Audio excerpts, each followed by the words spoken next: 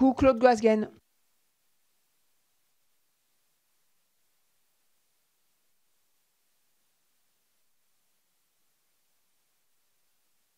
Merci. Oui, quand on est breton, on s'intéresse à la mer, oui. Non, je voudrais saluer les rapporteurs parce que je sais à quel point Jean-Luc Mélenchon a été un des premiers à soulever ce problème. Problème sur lequel nous avons beaucoup de retard, dû à notre histoire. Dû à notre histoire, la France n'a jamais été un grand pays maritime pour une raison très simple, puisqu'elle s'est heurtée à l'Angleterre. Et que l'Angleterre a eu la férocité sur les problèmes maritimes que les Américains ont sur les problèmes informatiques.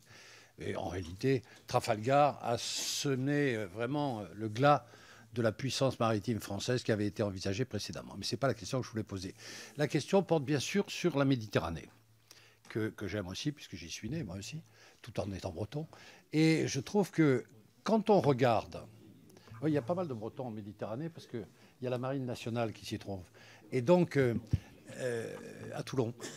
Et donc, moi, j'ai regardé tous les rapports sur la Méditerranée depuis de longues années. Mais peut-être vous en avez parlé, parce que je sais que tu t'y intéresses. Il n'y a rien eu pratiquement sur la pollution en Méditerranée dans le processus de Barcelone. Non pas qu'il n'y ait pas eu l'idée, car l'idée est permanente. On s'aperçoit très tôt, dans ce qui reste des rapports de Barcelone, on s'aperçoit trop tôt qu'il faut absolument dépolluer la Méditerranée. Qu'est-ce qui s'oppose à ça? En réalité, quand on regarde, mais là aussi vous devez le savoir très bien, c'est l'Allemagne. L'Allemagne s'oppose en réalité à toute initiative en Méditerranée qui pourrait être le correspondant de ce qui se passe en Baltique. Et je sais que ce qui intéresse suffisamment, puisqu'on a même parlé à l'Assemblée nationale. La Baltique a été l'objet de toutes les attentions européennes en ce qui concerne la pollution, parce que l'Allemagne a mis le paquet.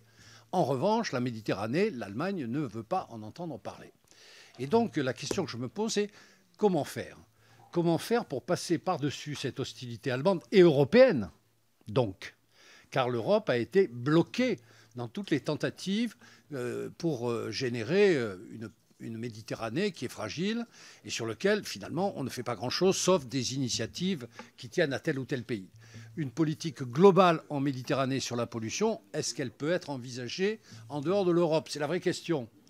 Et si elle est envisagée en dehors de l'Europe, comment est-ce qu'on peut l'envisager? Voilà une question qui me paraît essentielle et qui montre bien d'ailleurs les limites des convergences européennes lorsqu'il s'agit de sujets précis. Et en particulier de l'attitude de l'Allemagne qui, à l'égard de la Méditerranée, est une attitude totalement négative lorsqu'elle est elle-même, sauf lorsqu'elle est elle-même impliquée. Merci beaucoup, monsieur le député.